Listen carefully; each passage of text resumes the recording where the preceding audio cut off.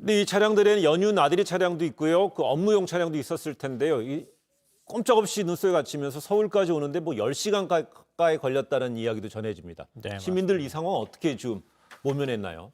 굉장히 아마 답답하고 힘든 시간들을 보냈을 거라고 생각하는데요. 그러니까 이런 경우 경험해 보신 분들은 알겠지만 고속도로 한 구간이 만약에 막히게 되면 그 뒷차들이 연쇄적으로 막히는 현상이 발생하거든요. 근데 막히면은 그러니까 옆에 갓길 같은 공간을 틔워주면 괜찮은데 예. 차들이 그쪽까지 다 나가 있거든요. 그러니까 제설 차량이 들어갈 수도 없는 상황이니까 결국은 뭐 거기에 갇혀 있을 수밖에 없었다는 거죠. 네. 그래서 뭐 지금 물 없이 6시간을 버텼다, 화장실을 못 가서 7시간을 발을 동동 굴렀다 이런 얘기까지 나오고 네. 있습니다. 아, 이렇게 되면 뭐 차량 그 강원도 지역에는 또 터널이 긴 터널이 많은데 터널 안에 갇힌 분들은 좀 공포감도 있었을 것 같아요. 예, 맞습니다. 근데 도로마비에 군 장병들이 결국 동원돼서 제설 작업에 적극 나섰어요. 네, 뭐 상황 심각해지자 군병력 그야말로 긴급 투입됐습니다. 당시 3.1절이라서 이 부대에서 휴식 즐기고 있었다고 하는데 이 장병 160여 명 이 현장에 급파됐다고 합니다. 이 제설차부터 이 삽까지 모든 도구 총동원해서 제설 작업에 나섰다고 하고요. 이 지자체도 가만히 있지 않았습니다. 이 곧바로 구호 물자를 보냈는데 일단 양양군은 빵, 우유, 생수 등 이 비상식량 1,500명분을 이 고립된 차량에 지원을 했고 이 한국도로공사 연료가 바닥난 차량이 많았기 때문에 320리터 제공했다고 합니다.